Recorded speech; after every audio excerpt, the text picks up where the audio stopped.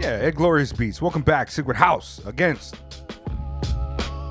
Tokyo-based hip-hop art and culture conversations, album reviews. I don't know. Now, we don't really discuss a lot of the stuff. I don't know. I guess we do a lot of things. If you guys are new here, welcome to the show. Shout out to all the people that rock with us, all our patrons and everything like that. Shouts out to the guy in the comments section of, I don't remember which review, who spotted my fucking Top Value sports drink and was like, hey, Top Value sports drink. That's a very specific pull. Hey, shout out. So shouts out here to in Tokyo people. You know? That's definitely Japan people. Yeah. So shouts out Top to Japan Value. fans. Top Value ain't like Sam's Club or fucking Great Value in the States. That's like a legitimate stronghold on the community out here, like real high tier. 69 yen sports drink. Let's go. But yeah, man, today we are back to discuss the newest album from Teller Banks, produced entirely by Ed Glorious. It is called The Pride and Glory. That's right. I said The Pride and the Glory. 28 songs, 48 minutes. It dropped mid-May, about May 19th. Teller Banks is a prolific rapper, MC artist from Des Moines, Iowa. I don't know much about him, and I also don't know much about Ed Glorious. Ed Glorious is a producer, beat maker from Indiana. Yeah, I'm not really familiar with their music almost whatsoever. Like, I've heard of them in the past, but I just never really tapped in. How do you know of these artists? If at all? Likewise. Teller Banks has a verse on the McKinley-Dixon joint that we reviewed last year. That's right. Or maybe the year before. That was my first introduction to him. Yeah. And that was my first introduction. And every now and then, like, a track has popped up. Either somebody's like posted about it on our Discord, or you've mentioned it or something. Yeah. And it's been like, oh, yo, this is ill. This is good. Check it out. He's got a prolific back catalog. I'm talking about, like, maybe, I might be exaggerating, but I look like about 20 joints on his Bandcamp, man. Yeah, like, I mean, he's got prolific. This is his third release of the year on Apple Music. Is that right? He's put out three albums last year. I wasn't familiar, and I was asking, like, yo, what should I go back to or whatever, and just looking at people clocking in and saying what albums they like. And shout out to Fick. Hey. He said White People Stole My House is fucking amazing.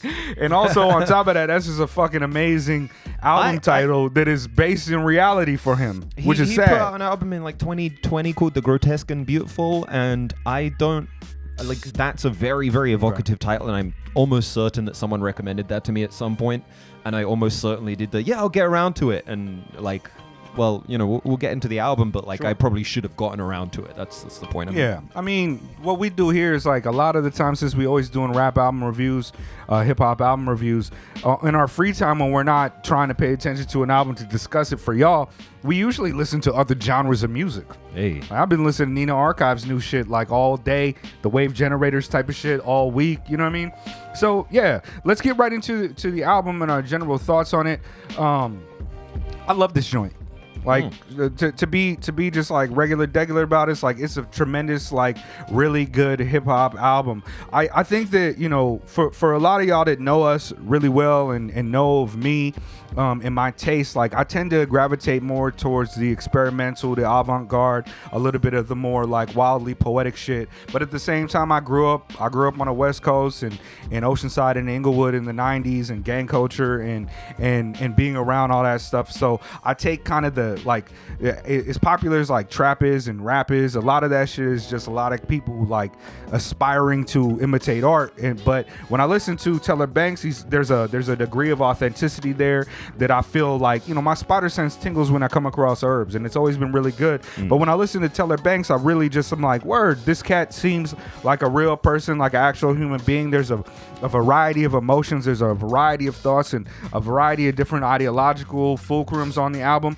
And to be honest, like, a lot of, even though we DJ sometimes out here, a lot of the music I like is some scared of hoes shit. Yes, or at least make them think I'm strange until I get their attention and they realize I've set them on the path for, shifting the constraints of historical necessity with our leftist politics. But most of the time, this shit is weird. But this album is just a lot of really dope hip hop tracks that you could put on at the hip hop function, and people are gonna be like, "Yo, who is this? What is this?"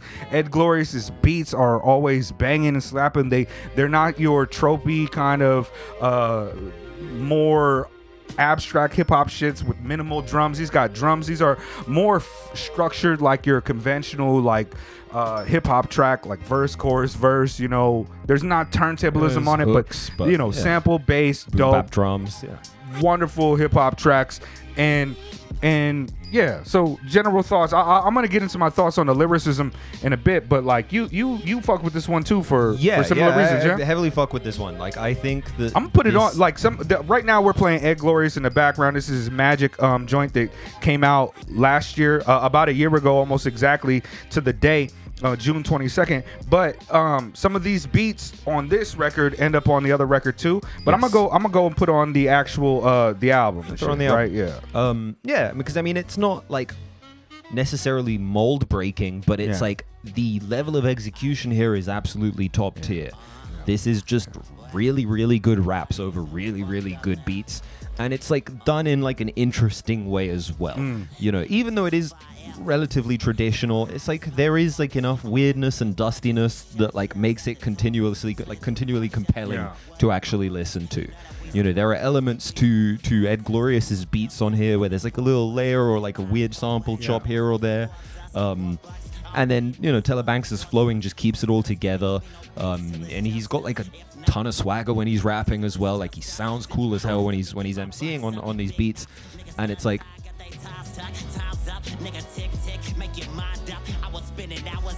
he's like fun, you know. The album's like a really fun listen. Yeah.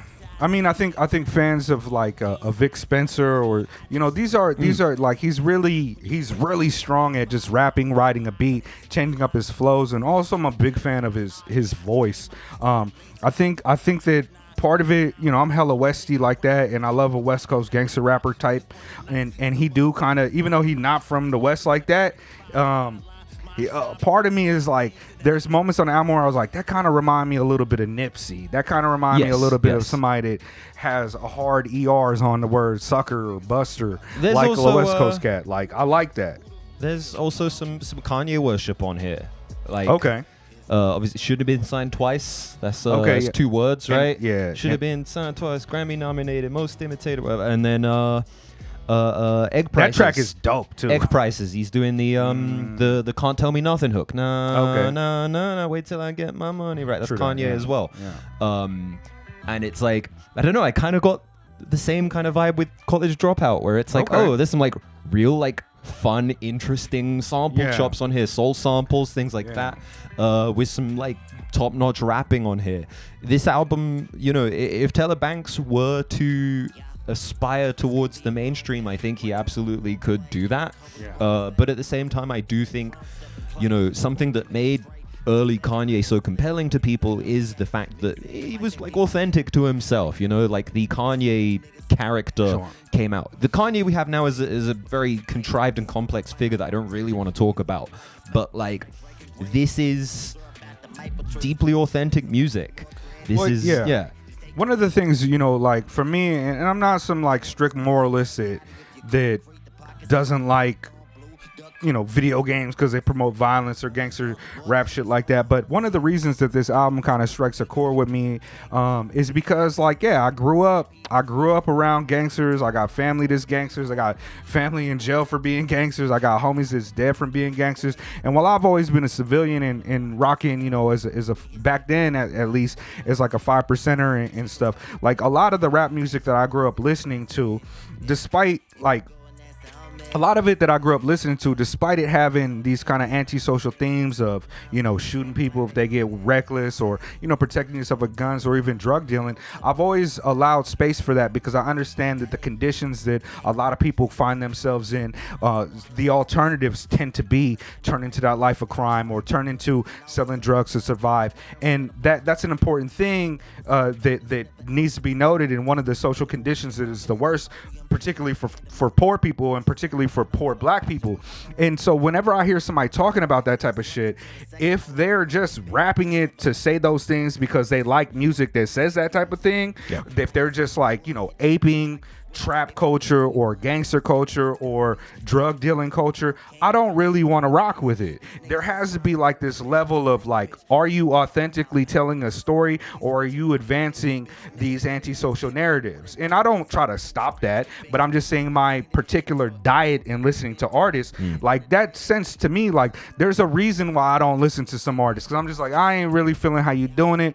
I'm not feeling what you projecting. And there's a level of intelligence hear, not even, I don't want to say intelligence. That's like saying like, you know what I mean? Like it discredits like other, there's just a level of like a dynamic. There's an human introspection to it. There's also like a sort of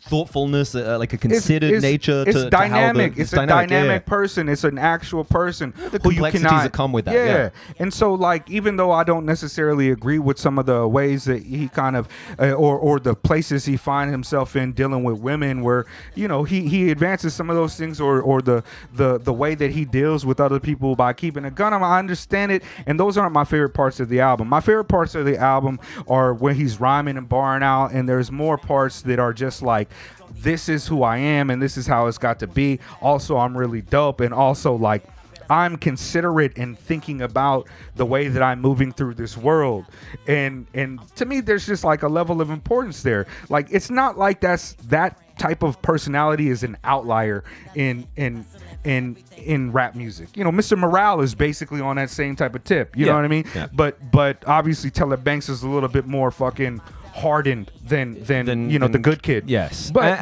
also I like that. one of my biggest issue with Mr. Morale, and this is something that Spade and I agreed on, was the very out of the box like digital audio workstation production. Ed Glorious, like, again, he's not reinventing the wheel with his chops here, but like, these beats all sound really, really good. He's got an amazing great ear. Like, there's not a lot. Usually when you get an album like this, like real sample-based hip-hop, there's going to be several moments where you're like, oh, somebody flipped that before. Yeah. Somebody flipped that before. I don't really get that sensation. And to be honest with you, if there are, maybe your ear is better than mine, who's been listening to hip-hop for 30 years. You know what I mean? I'm 41. But like, all these beats are mostly fucking upbeat and amazing. There's a few moments that I don't particularly care for, but it's not because of the construction. It's just more like a sonic quality that don't speak to me like that. But bro, like, Teller's voice, his flow, his easy kind of the read, straightforward style, the ability to get ideas across and sound cool doing it, coupled with the Ed Glorious beats, makes this one of like the most like easy breezy fun dope listens of the year. Like, it's just running right now, and I could just put this on in the afternoon. You could put this on at a party at the Soul Food House, you know what I mean? And just let it rock. Play it in a car. It don't get play it at home with headphones. Play it while you're walking around with earphones in. Like, it's a really pleasurable listen. It don't start to sound repetitive. It doesn't start to sound like it just keeps on working. And every time you're like at first I was like, oh man, like the first 3 songs on the album are great. Yeah. And then I got to the 4th song. I was like, oh shit, the four songs on the album are great. The album's great. And then it was like, oh, the first 7 songs are actually the best songs on the album. And then it was like, okay, 9 songs in, I'm just like, you just keep getting it. The first track, this album opener, which is like 5. You know what I mean? Like top 5, and there's about 5 of us, so it's like V, like Roman numeral 5. I imagine that's the reason. But like that track, and I'm just gonna put it on because that track, to me, I was just like, oh, this is one of my favorite songs of the year. This immediately went to my like hella repeat list. Like, this is probably going to end up on easily top 20, potentially top 10 favorite songs of the year. Like, I just like it. His flow, the message, just him being dope, the beat, that shit works for me, bro. Like, I fuck with this song heavy. And all y'all know me, a vocal sample is gonna make me feel all right. I love a vocal sample. Yeah, I love Why would you niggas do this to me? People that don't understand the context of that are gonna be like, what is up with this fucking guy? This fucking weird guy. But yeah, shouts out to the longtime subscribers. Yeah. This joint is dope.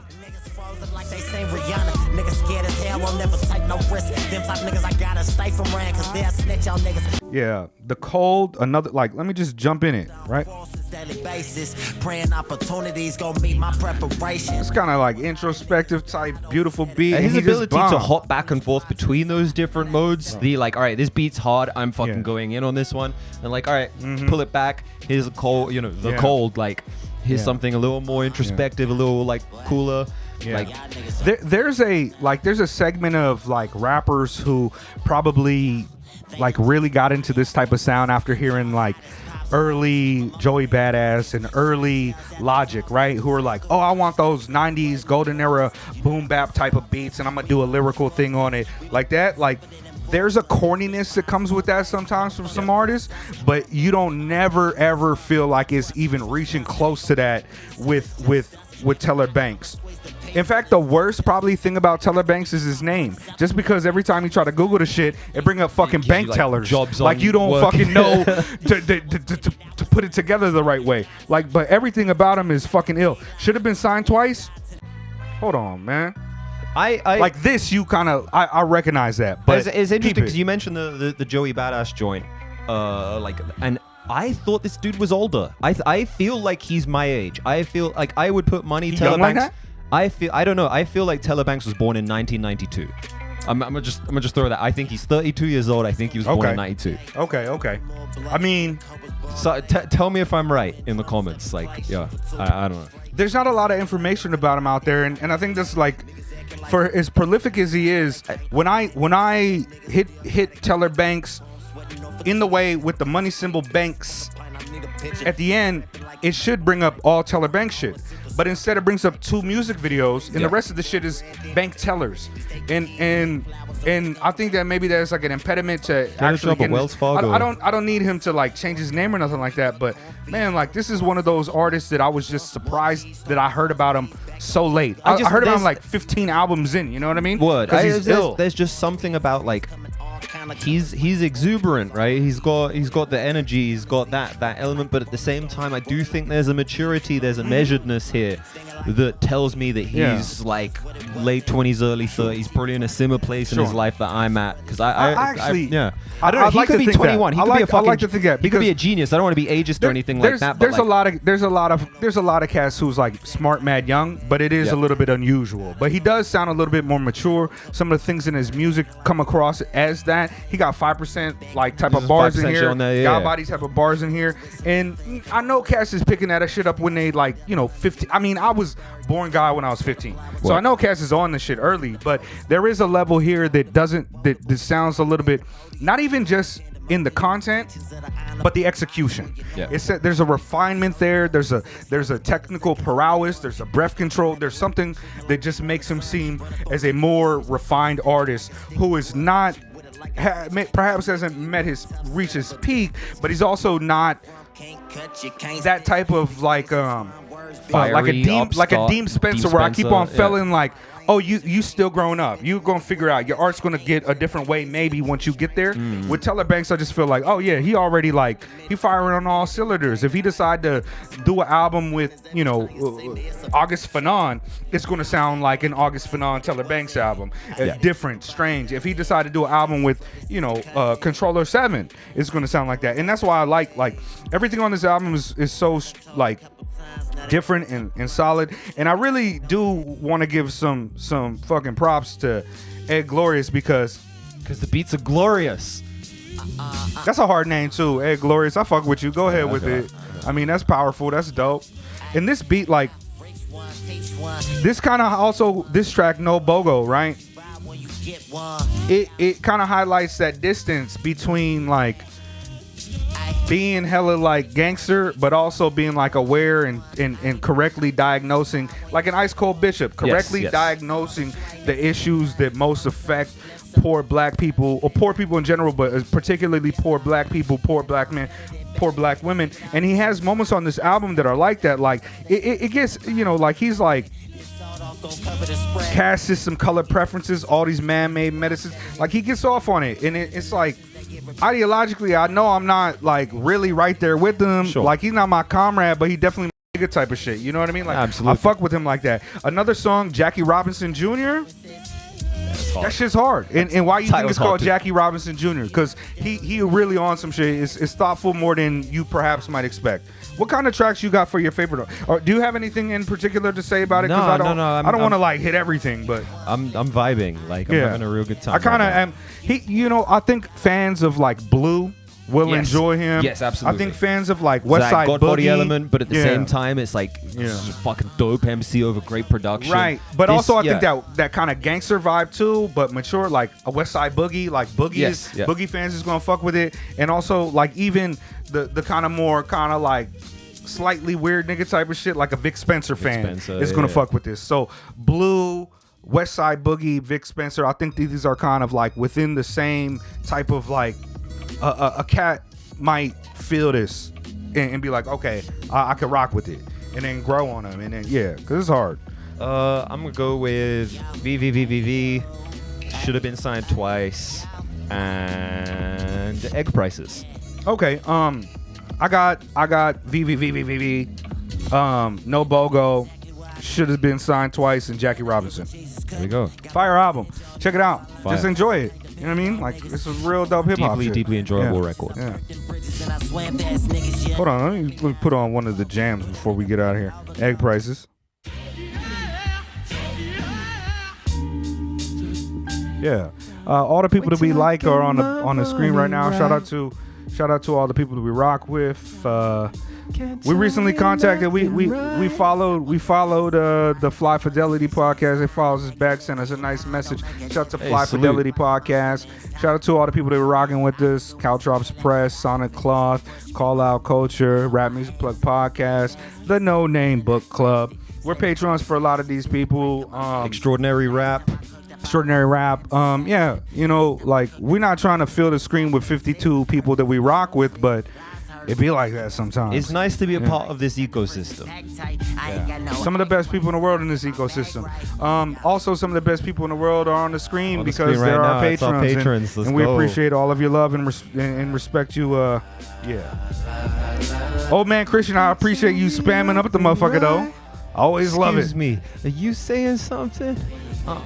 Can't tell. See, I'm not a nothing. Kanye guy like that, but I recognized this. I am 32 years old. I am the exact age For to be Kanye, like, yeah. oh, I was 11 when the College Dropout came out. Like, oh, this is good. And that's why I think Taylor Banks is 32 years old. Peace, y'all. Have a great day.